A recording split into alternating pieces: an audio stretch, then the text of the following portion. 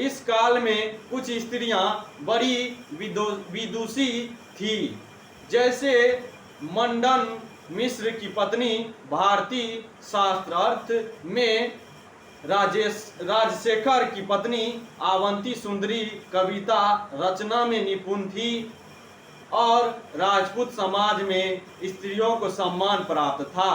फिर भी कन्या के जन्म को अच्छा नहीं समझा जाता था और उसका जन्म होते ही वध कर दिया जाता था।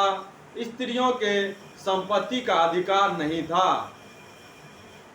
विधवाएं केवल अपने आभूषण और स्त्री धन की अधिकारी मानी जाती थी।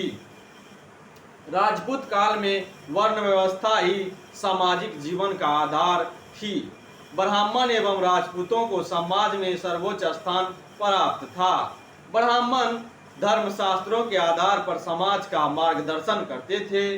राजनीतिक सत्ता राजपूत के पास होती थी। ब्राह्मण उनके प्रमुख सलाहकार होते थे। कर्नल टाड के अनुसार क्षेत्रीय वर्ग अदम्य उत्साह, राजभक्ति, देश प्रेम और वैमनस्य आदि गुणों से युक्त होता था। ब्राह्मण एवं राजपूतों के बाद समाज में तीसरा स्थान वैश्यों का था। वैश्य व्यापार करते थे और सारी आर्थिक व्यवस्था उन्हीं के हाथों में केंद्रित होती थी। और इसी काल में जाति संबंधी नियम काफी कठोर हो गए थे और एक जाति का दूसरी जाति में मिलना असंभव सा हो गया था। जाति प्रथा ने इस समय भारतीय समाज में जहर घोलने का काम किया और छुआछूत की धारणा को मजबूती प्रदान की, जिससे भारतीय समाज में विघटन की भावनाएं तीव्र हो गई।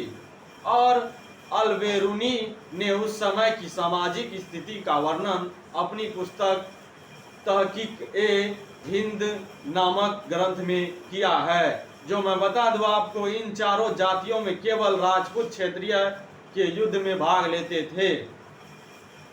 साधारणतः लोग ईमानदार, विश्वसनीय और दयालु होते थे और वे अपने गुणों के लिए संपूर्ण भारत में विख्यात थे।